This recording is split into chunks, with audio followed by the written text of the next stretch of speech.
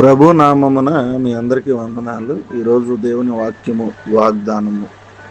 ప్రియమైన దేవుని బిడ్డలారా, నీ యందున్న క్రీస్తు మహిమ నిరీక్షణ అయి ఉన్నాడు. కొలసీలు రాసిన పత్రిక 1:27.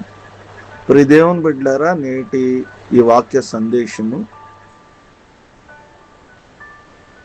క్రీస్తు మహిమ నిరీక్షణ అయి ఉన్నాడు. ఈ వాక్య ప్రకారం దావీదు తన జీవితంలో ఈ మహిమను అనుభవించి,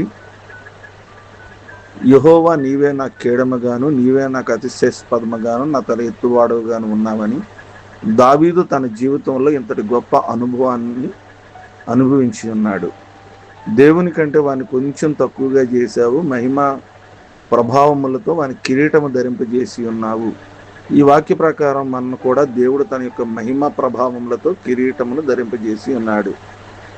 అయితే ప్రియమైన దేవుని బిడ్డలారా, ఈ మహిమ కిరీటమును ఎప్పుడు ధరించుకుంటారు? స్తుతియాగం అర్పించువాడు నన్ను మహిమపరుస్తున్నాడు, నేను వానికి దేవుని రక్షణ కనబరుచినట్లు వాడు మార్గము సిద్ధపరచుకున్నానని మరియు కీర్తనలో నేను దేవుని నామము స్తుతించేదను, కృతజ్ఞతాస్తుతులు నేను ఆయన గణపరిచేదను.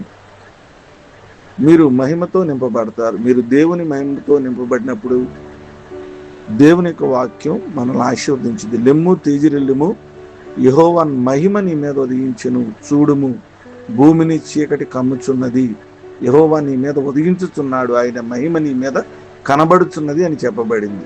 యెహోవా మహిమ మీ మీద ఉదయించునని సెలవీయబడి ఉన్నది. కనుకనే ప్రభువునందు ఆనందించండి ప్రియ స్నేహితులారా. కనుకనే ఇంతకంటే గొప్ప అనుభవం పొందుకోవాలంటే మీ సమయము దేవుని పాదాల సన్నిధిలో ఎలా గడుపుచున్నామో, దేవుని పాద సన్నిధిలో మీ సమయం గడుపునంత వరకు ఈ మహిమను మనం అనుభవించలేము.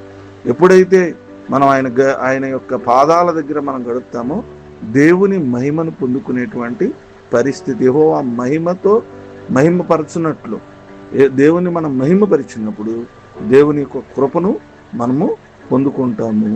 అటు నిరీక్షణ ఆధారమయ్యి దేవుని యందు విశ్వాసం కలిగి భయభక్తులు కలిగి ఆయన పాదాల దగ్గర జీవించి దేవుని ఆశీర్వాదం పొందుకుంది. కొద్ది మాటలు దేవుడి మనకుల్లో దీవించిన ఆమె. తల్లో ఉంచుకుందాం, ప్రార్థన చేసుకుందాం. మహోన్నతుడా, పరిశుద్ధుడా, జయమగల తండ్రి, మీకే స్తోత్రాలు, మీ ఘనమైన నామానికి వందనాలు. రాత్రంతా కాచి మరొక శ్రేష్టమైన దినాన్ని ఇచ్చారు.